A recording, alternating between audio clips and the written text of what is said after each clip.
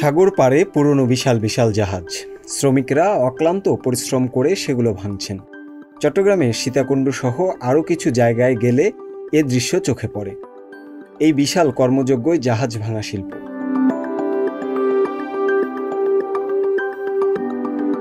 সাগরে চলে এমন জাহাজ যখন বহু ব্যবহারে আর কাজে আসে না, তখন তা ভাঙার জন্য ইয়ার্ডে পাঠানো হয়। উন্নয়নশীল ও স্বল্পোন্নত দেশে বেশি জাহাজ ভাঙা শিল্পের বিস্তার।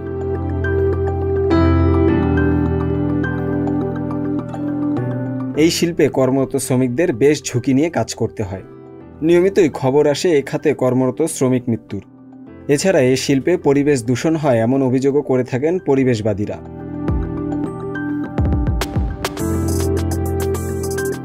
তাই জাহাজ ভাঙা শিল্পকে আরও ঝুঁকিমুক্ত ও পরিবেশ বান্ধব করে তুলতে জাতিসংঘের জাহাজ বিষয়ক সংস্থা ইন্টারন্যাশনাল মেরিটাইম অর্গানাইজেশন 2009 সালে হংকংয়ে একটি সম্মেলন আয়োজন করে।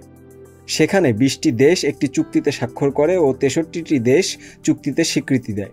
এই চুক্তির নাম হংকং কনভেনশন 2009।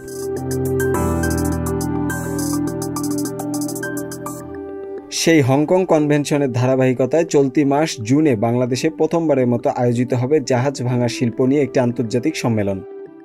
সম্প্রতি শিল্প মন্ত্রণালয় এ তথ্য নিশ্চিত করেছে।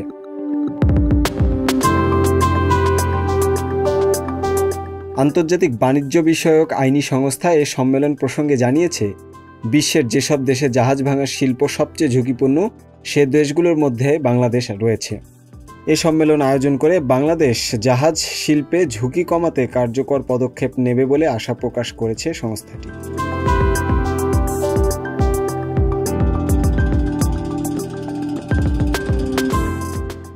সংবাদ, ফিচার ও অনুষ্ঠানের জন্য ভিজিট করুন সংবাদ প্রকাশের ওয়েবসাইট এবং যুক্ত থাকুন ফেসবুক পেজ ও ইউটিউব চ্যানেলের সঙ্গে।